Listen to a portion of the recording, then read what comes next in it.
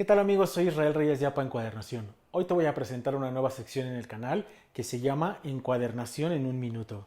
En esta sección te voy a dar tips, trucos y atajos que te van a servir muchísimo y que harán que tus libretas sean siempre las mejores.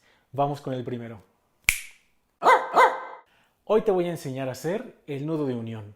Este nudo es muy fácil y nos va a servir muchísimo cuando se nos rompa el hilo, cuando se nos termine o cuando queramos cambiar de color.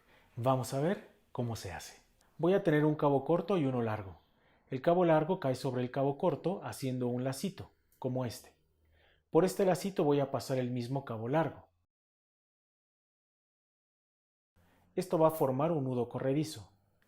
Por este lazo voy a agregar el hilo.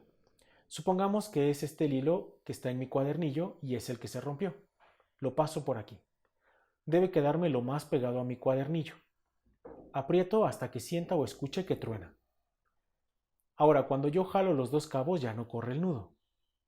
Corto pequeño los cabos sobrantes y podemos continuar cosiendo. Si tienen alguna duda, escríbanme, pónganmelo aquí en los comentarios y también compártanme las fotos de lo que han ido haciendo.